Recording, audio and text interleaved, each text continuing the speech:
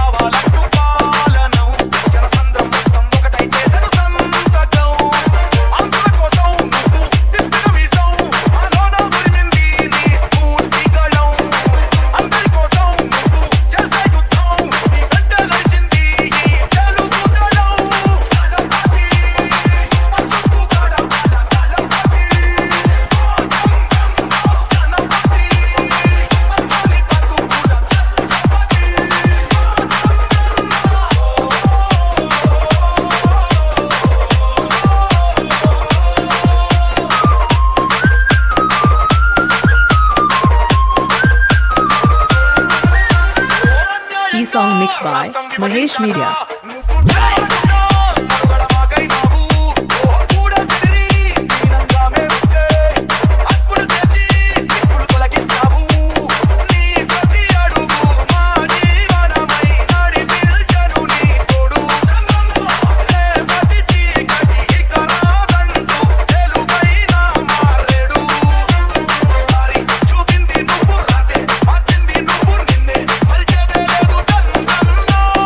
Mixed by Mahesh Media.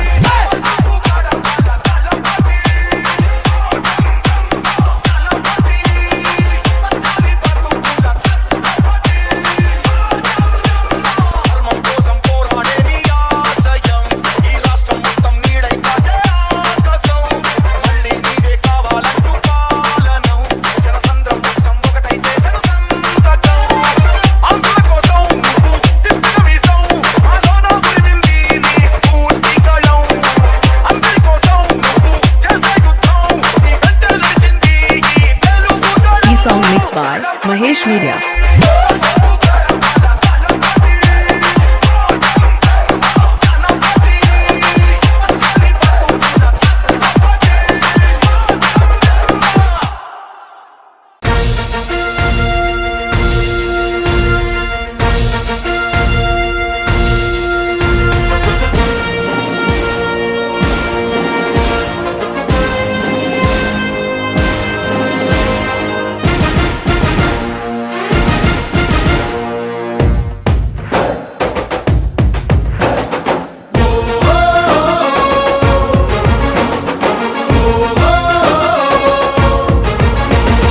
Telugu దేశ దళమా, తెలుగు జాతి బలమా,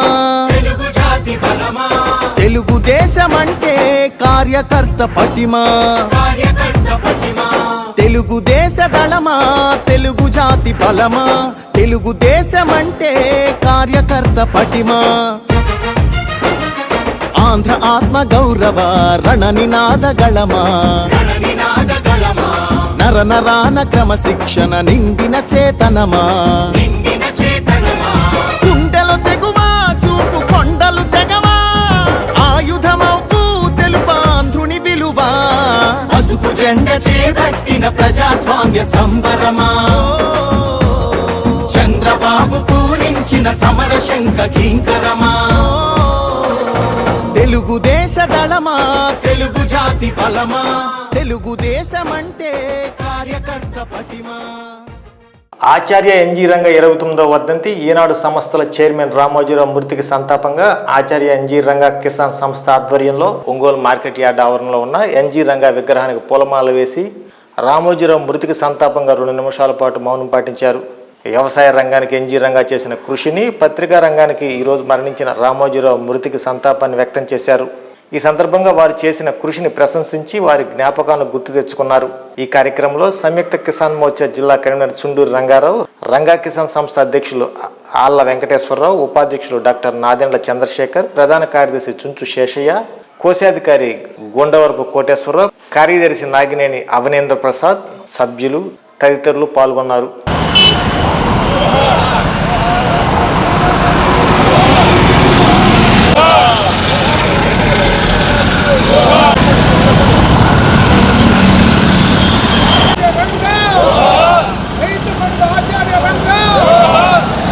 నవంబర్ 7వ తేదీ జన్మించారు.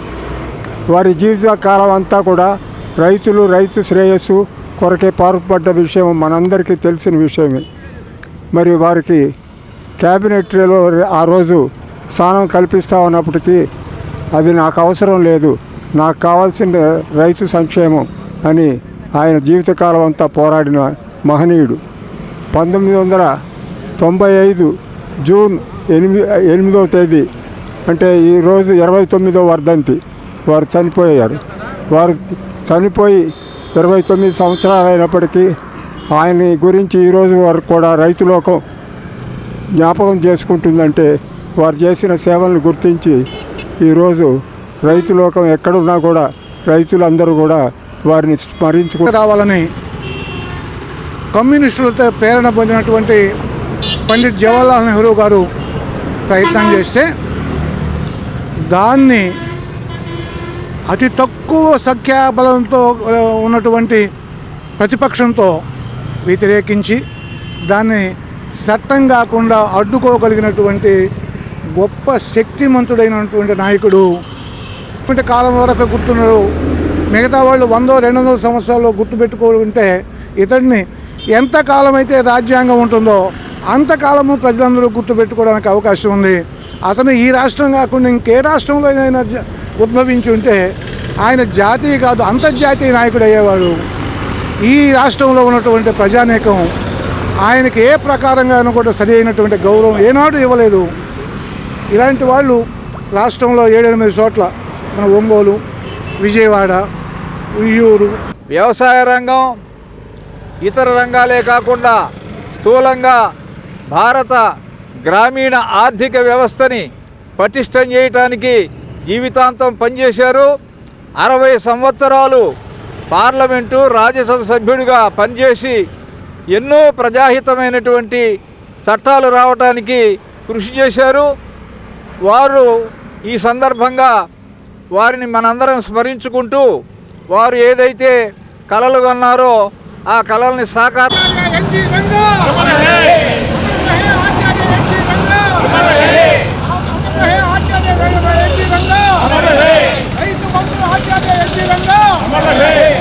ఐదు దశాబ్దాలుగా పత్రికా రంగంలో విశేషమైన సేవలు అందిస్తున్న ఈనాడు వ్యవస్థాపకులు రామోజీరావు గారు ఈరోజు ఉదయం 5 గంటలకు కాలం చెందారు.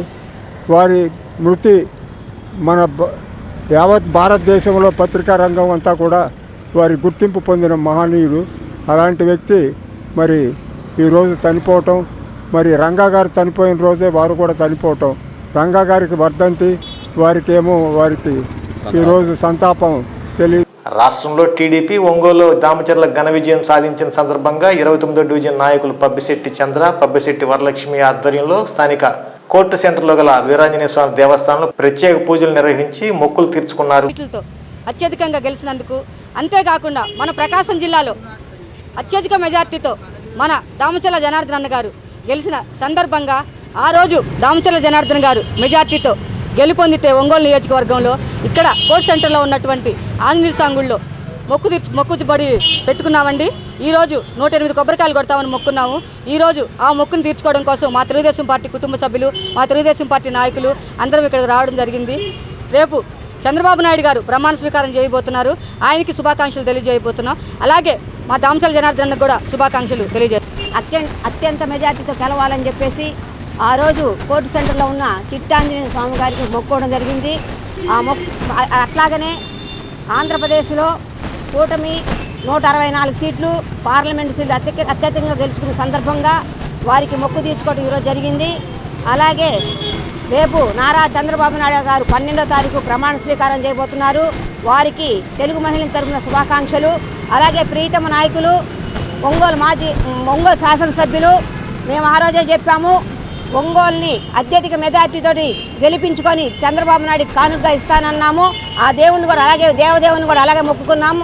అలాగే 34,026 ఓట్లతోటి ఇక్కడ జనార్దన్ బాబు గారు అఖండ మెజార్టీతో ఎమ్మెల్యేగా గెలపొందడం జరిగింది. వారికి కూడా శుభాకాంక్షలు తెలుపుకుంటూ మాకు ఈ అవకాశాన్ని ఆశీస్సులను అందించినటువంటి ఆ సర్వేశ్వరుడికి, ఆ ఆంజనేయ స్వామికి సదా సేవలో ఉంటూ మొక్కు తీర్చుకున్నాము. అలాగే వారి ఆశీస్సులు మాకు ఉండాలని కోరుకుంటూ ఉన్నాం. ఇలాగుంది మా అన్న శ్రీ దామచల జనార్దన్ గారు ఒంగోలు నియోజకవర్గ ప్రజలు మర్చిపోలేని మెజార్టీ ఇచ్చారు. అలాగే మన మాగొండ శ్రీనివాసరెడ్డి గారు కూడా మంచి మెజార్టీ ఇచ్చారు. ఈ కూటమి అభ్యర్థి గెలవడం చాలా శుభసూచకం. అలాగే మీ ఆశీస్సులు మా అన్నకి ఎప్పుడు ఉండాలి. మీరు ఇచ్చిన ఆశీస్సులు మా అన్న మర్చిపోకుండా మీకు అన్ని ఒంగోలు అభివృద్ధి డెవలప్మెంటు అని అందరికీ తెలుసు. ప్రతి ఒక్కటి మీ ఆశీస్సులు ఉన్నాయి కాబట్టి మా అన్న ఫ్యూచర్లో మంచి మంత్రి పదవి కూడా ఆశించాలని ఈ ఆంజనేయ స్వామి గారు మా డివిజన్ అధ్యక్షులు ఈరోజు మొక్కు తీర్చుకున్నారు. వాళ్ళతో పాటు మా కమిటీ వాళ్ళందరూ కూడా మొక్కు తీర్చుకున్నారు. మా అన్నని మంచి మంత్రి పదవులు చూడాలని మరొకసారి ఆశిస్తూ ప్రజల ఆశీస్సులు ఎప్పుడు మానకుండాలని కోరుకుంటున్నాను. ఈనాడు దినపత్రిక స్థాపించి తెలుగు పత్రికా రంగంలో విలువలతో కూడిన జర్నలిజానికి బాటలు వేసిన అక్షర యోధుడు చెరుకూరి రామోజీరావు అని పలువురు కవులు కళాకారులు అన్నారు. సివిఎన్ రీడింగ్ రూమ్ ఆవరణంలో రంగభూమి కళాకారుల సంఘం ఆధ్వర్యంలో ఈనాడు వ్యవస్థాపకులు స్వర్గీయ చెరుకూరి రామోజీరావు సంతాప సభ నిర్వహించారు. పత్రికా రంగమే కాకుండా మార్గదర్శి, ప్రియా పచ్చళ్ళు, ETV, Ramoji film city, Kalanjali, dolphin ఇలాంటి సంస్థలను నిర్మించి లక్షలాది మందికి ఉపాధి అవకాశాలు కల్పించిన మహోన్నత వ్యక్తి అని కొనియాడారు. ఈ కార్యక్రమంలో రంగభూమి కళాకారుల సంఘం ప్రధాన కార్యదర్శి అంగలకుర్తి ప్రసాద్, కోశాధికారి దేనుకొండ సుబ్బయ్య, ప్రకాశం జిల్లా రచయితల సంఘం అధ్యక్షులు పొన్నూరు వెంకట శ్రీనివాసులు, ఆల్ ఇండియా కళారంగం అధ్యక్షురాలు చల్లా నాగేశ్వరమ్మ, గాయనిమనులు ఏల్చూరి అనంతలక్ష్మి, ఎస్ వెంకటలక్ష్మి తదితరులు పాల్గొని ఆయన చిత్రపటానికి పూలమాల వేసి నివాళులర్పించారు.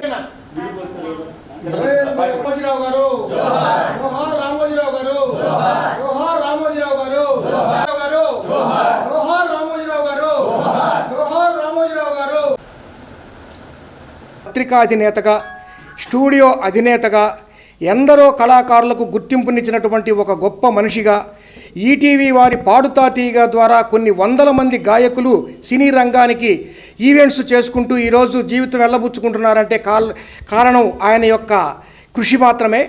ఇటువంటి పత్రికా అధినేత, మహామనిషి ఈటీవీ ద్వారా, ఈనాడు ద్వారా ఈ రోజుకి కూడా రాత్రి 9 గంటలకు ఈటీవీ న్యూస్ చూస్తే కానీ నిద్రపోయినటువంటి వాళ్ళు కొన్ని లక్షల మంది ఆంధ్ర రాష్ట్రాల్లో, తెలుగు రాష్ట్రాల్లో ఉన్నారంటే అతిశయోక్తి కాదు. అటువంటి మహా మనిషి, మహా మేధావి మన ఈటీవీ, ఈనాడు, ప్రియా పచ్చళ్ళు, మార్గదర్శి చిట్ ఫండ్స్, అలాగే ఫిలిం సిటీ ఇలా ఎన్నో సంస్థలను స్థాపించి వాటి ద్వారా కొన్ని లక్షల మంది ఉద్యోగస్తులను ఉద్యోగాలు కల్పించి ప్రత్యక్షంగా పరోక్షంగా వారి జీవనానికి కారణమైనటువంటి విలువలతో కూడినటువంటి పత్రికాధినేత శ్రీ రామోజీరావు గారు ఈరోజు ఉదయం మనల్ని విడిచి వెళ్ళిపోయినారని తెలియజేయడానికి చాలా బాధపడుతూ ఉన్నాం. ఇటువంటి మహామనిషికి ఈరోజు జిల్లా రంగభూమి కళాకారుల సంఘం తరఫున శ్రద్ధాంజలి ఘటిస్తూ వారి ఆత్మకు శాంతి చేకూ విశేషమైనటువంటి భాష కృషి చేసినటువంటి వాడు. ఈనాడు దినపత్రిక కనుక మనం చూస్తే ఎక్కువ ఆంగ్ల పదాలు లేకుండా అన్ని తెలుగు పదాలు ఉండే విధంగా ఆయన ఒక కొత్త డిక్షనరీని కూడా తయారు చేసినటువంటి దార్శనికుడు రామోజీరావు గారు. అలానే విపుల, అలానే చతుర అన్నటువంటి మాసపత్రికలు కూడా వెలువరించినటువంటి వాడు. మహిళల కోసం వసుంధరాన్ని ఏర్పాటు చేయడం కానీ, బాలల కోసం బాలభారతం అన్నటువంటిది ఏర్పాటు చేయడం కానీ, ముఖ్యంగా మహిళలు ఇంట్లో ఈ పికిల్స్ పెట్టుకోలేనటువంటి సందర్భంలో ప్రియా పచ్చళ్ళ ద్వారా మహిళల యొక్క హృదయాలన్నీ దోచుకున్నటువంటి వాడుగా కానీ, ఈ పాడుతా తీయగా అన్నటువంటి ఒక వినూత్నమైనటువంటి కార్యక్రమాన్ని శ్రీకారం చుట్టి ఇప్పటికి కూడా బాలసుబ్రహ్మణ్యం గారు చనిపోయినా సరే బాలసుబ్రహ్మణ్యం గారిని సజీవంగా నిలబెట్టినటువంటి వాడు రామోజీరావు గారు. అటువంటి అక్షరం ఈరోజు నేల కొరిగింది. అది జాతస్య హి మరణం ధ్రువం తప్పనటువంటి అంశం. అయినా కానీ ఆయన గత ప్రభుత్వంతో విశేషమైనటువంటి పోరాటం చేసినటువంటి సమరం చేశాడు. ఆయన ఆత్మ కూడా శాంతించి వెళ్ళిందేమోనని మనం భావిద్దాం. ఎప్పుడు ఎక్కడ సమాజానికి అవసరం అవుతుందో అప్పుడు ఆయన కళాన్ని జలిపించినటువంటి గొప్ప దార్శనికుడు రామోజీరావు. టీడీపీ నాయకులు కార్యకర్తలపై దాడి చేసిన వైసీపీ నాయకులపై చట్టరీత్యా చర్యలు తప్పవని టీడీపీ రాష్ట్ర మైనార్టీ విభాగం ఉపాధ్యక్షుడు షేక్ కపిల్ బాషా హెచ్చరించారు. పార్టీ కార్యాలయంలో నిర్వహించిన మీడియా సమావేశంలో ఆయన పాల్గొని మాట్లాడారు. బాలినేని ఆయన కొడుకు చేసిన అరాచకాల వల్ల ఒంగోలులో వైసీపీ ఓడిపోయిందని ఎద్దేవా చేశారు. గంజాయి కేంద్రంగా మార్చడంతో పాటు పలు భూ ఆక్రమణలకు పాల్పడ్డారని ఆరోపించారు. ఓడిపోగానే బాలినేని హైదరాబాద్ వెళ్లిపోయారని ఎద్దేవా చేశారు. ఈ సమావేశంలో పార్టీ నాయకులు ఎద్దు శశికాంత్ భూషణ్, బండారు మదన్, ఈశ్వర్, చంద్ర తదితరులు పాల్గొన్నారు. పవన్ కళ్యాణ్ గారిని ఉద్దేశించి పెట్టాడు ఆయన బాలినేని శ్రీనివాసరెడ్డి గారు. అఖండ విజయం సాధించిన పవన్ కళ్యాణ్ గారికి హృదయపూర్వక శుభాకాంక్షలు. హింసాత్మక ఘటనలకు తావు లేదని నిన్నటి రోజున మీరిచ్చిన సందేశం హర్షణీయం. శాసనసభ్యునిగా నా 25 ఏళ్ల రాజకీయ జీవితంలో ఎటువంటి హింసాత్మక సంఘటనలకు తావు లేదంట. పచ్చి అబద్ధం. ఈ మోసగాడు, ఈ బాలినేని శ్రీనివాసరెడ్డి అనేవాడు 25 సంవత్సరాలు మీరు మనం అందరం కదా ఆదరిస్తే ఏ రకమైన స్టేట్మెంట్ ఇచ్చాడు చూశారు కదా. శాసనసభ్యునిగా నా 25 ఏళ్ల రాజకీయ జీవితంలో ఎటువంటి హింసాత్మక సంఘటనలకు తావు లేదంట. తర్వాత అయితే మీ వ్యాఖ్యలకు పూర్తి భిన్నముగా ఒంగోలు చరిత్రలో ఎన్నడూ లేని విధంగా చోటు చేసుకుంటున్న హింసాత్మక ఘటనలు, అక్రమ కేసులు, భౌతిక దాడులు, మా అనుచరులపై వేధింపులు, వీటన్నిటి మీద మీరు స్పందించాలని పవన్ కళ్యాణ్ గారికి ఒక రిక్వెస్ట్ పెట్టాడు ఈయన, ధన్యవాదాలు తెలుపుకుంటూ.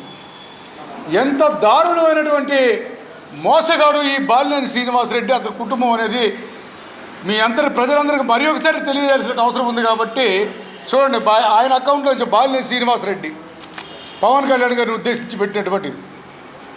25 సంవత్సరాల చరిత్రలో ఆయన ఏనాడు హింసాత్మక సంఘటనకు పాల్పడలేదంట. 2019లో అతను శాసనసభ్యునిగా ఎదిగే మంత్రిగా చేరిన తర్వాత దాదాపుగా 30 నుంచి 40 కేసులు మా మీద బుక్ అయినాయి. తెలుగుదేశం పార్టీ నాయకుల మీద, కార్యకర్తల మీద, సాక్షాత్తు మా మాజీ శాసనసభ్యులు దామచర్ల జనార్దన్ గారి మీద కూడా పదుల సంఖ్యలోని కేసులు బుక్ చేశారు. ఘర్షణ కేసులు కానీ, పోలీస్ కేసులు కానీ. వాటిలో కొన్ని ముఖ్యమైన సంఘటనలు ఈ దుర్మార్గుడు, ఈ నీచుడు, పరమ నికృష్టుడు ఈ బాలినేని శ్రీనివాసరెడ్డి అనేవాడు ఏమైతే ప్రజల్ని ఇప్పటికి కూడా నమ్మించాలని చూస్తున్నాడో ఏడుపుతోటి, కమలాసన్ నటనతోటి, వాటన్ని చూపించడానికి మా ఇంట్లో ఆడవాళ్ళని కూడా మీరు కేసుల్లోకి లాగుతున్నారు, ఆడవాళ్ళని కూడా బయటికి లాగుతారని మమ్మల్ని అంటా ఉన్నాడు. వాటన్నిటికీ సాక్ష్యాధారాలతో సహా చూపిస్తా ఉన్నాం. మొదటి కేసు ఎమ్మెల్సీ ఎన్నికల సందర్భంగా ఒంగోలులో జరిగినటువంటి సంఘటన ఇది. ఈ సంఘటనలో మా నాయకురాళ్ళు ఆర్ల వెంకటరత్నండి సెయింట్ తెరిసా స్కూల్లో ఏ రకంగా కొడుతున్నారు చూడండి. జుట్టు పట్టుకొని లాగి కాళ్ళతోటి, చేతులతోటి, కర్రలతోటి కింద పడేసి కొడుతున్నారు వైసీపీ నాయకులు, ఆడవాళ్ళు, మగవాళ్ళు అందరూ కలిసి. దీంట్లో ఈ చింతగుంట్ల సువర్ణ అనేది, మరియమ్మన, భద్ర పొన్నయ్య, ఇంకా ఈ కార్పొరేటర్లు వీళ్ళు అందరూ కలిసి, ఎవరు వెంకటరత్నం, అందరూ కలిసి ఆర్ల వెంకటరత్నం అనే మా పార్టీ నాయకురాల్ని ఏ రకంగా కొడుతున్నారో చూడండి. అదే ఎమ్మెల్సీ ఎన్నికల్లో ఈ బాలినేని శ్రీనివాసరెడ్డి పోలీసుల మీద దురుసు ప్రవర్తన చూడండి. మా మీద, పోలీసుల మీద సెయింట్ తెరిసా స్కూల్లో ఇతను 25 సంవత్సరాలు ఏనాడు హింసాత్మక ఘటనకు పాల్పడలేదు అంటాడు. ఇది చూడండి, బాలినేని శ్రీనివాసరెడ్డి ఏ రకంగా పోలీసుల మీద, మా మీద దౌర్జన్యాలు చేసి ఏ రకంగా హింసాత్మక ఘటనలు తావించాడు చూడండి. రకాల కేసులు పెట్టి నా మీద, ఒక మైనార్టీ వర్గానికి చెందిన వ్యక్తి మీద రేప్ కేసు పెట్టించినటువంటి నీచమైన చరిత్ర బాలినేని శ్రీనివాసరెడ్డిది. అదే ఎటువంటి సంబంధం లేని వ్యక్తుల మీద చంద్రబాబు నాయుడు గారు అరెస్ట్ చేసినప్పుడు మేము శాంతియుతంగా ప్రదర్శన చేస్తుంటే, ఒక షాపు మూయమంటే అక్రమంగా ఒక షటర్ లాగితే వాళ్ళు అక్రమంగా దాదాపు 12 మంది మీద క్రిమినల్ కేసు పెట్టి 8 మంది జైలుకు పంపించినటువంటి నీచమైన చరిత్ర నీది. ఎప్పుడూ లేనటువంటి విధంగా ఒంగోలు చరిత్రలో ఒక విష సంస్కృతిని తీసుకొచ్చినటువంటి నీచమైన చరిత్ర నీది. నువ్వు నీ పక్కన సింగిల్ ఓటర్ గాళ్ళని బ్రోకర్గాళ్ళని తిప్పుకొని ఈరోజు నీకు ఈ కర్మ నీకు గతి పట్టిందని మీ పత్రికా విలేకరుల సమావేశంగా తెలియజేస్తున్నావు. నీకు ఇంకా బాలినేని శ్రీనివాస్ నీకు ఈ రాజకీయ చరిత్ర అంటూ లేదు. నీ రాజకీయ చరిత్ర నిన్నటితో సమాప్తం. నువ్వు ఎప్పుడైతే కార్యకర్తలను ఇబ్బంది పెట్టి తెలుగుదేశం పార్టీ కర్తల్ని ఇబ్బంది పెట్టడం మొదలుపెట్టావో, ఒంగోలు నియోజకవర్గంలో ఒక్క రూపాయి కూడా ఎక్కడైనా అభివృద్ధి పనులు చేయకుండా ఆ రోజు నుంచి చరిత్ర అనేది సమాప్తమైందని తెలియజేస్తూ ఇప్పటికైనా భవిష్యత్తులో నువ్వు ఓడిపోయి ఇక్కడ ఈ రోజు నుంచి నీ కార్యకర్తలు బతిలాడుకుంటున్నారు. అయ్యా తప్పైపోయింది, క్షమించండి, ఏదో ఆవేశంలో చేశాం, ఈరోజు బాలినేని శ్రీనివాసరెడ్డి మమ్మల్ని పట్టించుకోవటం లేదు, మేము మీ పార్టీల కోసం మీ కార్యకర్తలే మా నాయకుడు దామచల జనార్దన్ రావు గారికి ఫోన్ చేసి బతిలాడుకుంటున్నారు. పార్టీకి కష్టకాలంలో అండ ఉండాల్సిన టైంలో హైదరాబాద్కు పారిపోయిన నీచ సంస్కృతి నీదని మీ విలేకరుల సమావేశంగా తెలియజేస్తాం. ఎప్పటికైనా మేము అనవసరంగా ఎవరు జోలికి పోము. అయితే ఎవరైతే మమ్మల్ని ఇబ్బంది పెట్టారో, మమ్మల్ని పోలీస్ స్టేషన్ల చుట్టూ కోర్టుల చుట్టూ తిప్పుతున్నారు, వాళ్ళ మీద తప్పకుండా ప్రతీకార చర్య ఉండిద్దని మేము తెలియజేస్తూ, మేము గాంధీ గారి సిద్ధాంతం పాటించడం లేదు, తప్పకుండా ప్రతీకార చర్య ఉండిద్దని తెలియజేస్తూ మా నాయకుడు చంద్రబాబు నాయుడు గారు అదే చెప్తున్నారు, జనార్దన్ గారు కూడా అదే చెప్తున్నారు. తప్పకుండా ప్రతి చర్య ఉండిద్దని నీ విలేకరుల సమావేశపూర్వకంగా నేను తెలియజేసుకో. ఈ వార్త ఇంతటితో సమాప్తం. నమస్కారం. గుండె సంరక్షణ కోసం మరింత జాగ్రత్త తీసుకోవడం అవసరం.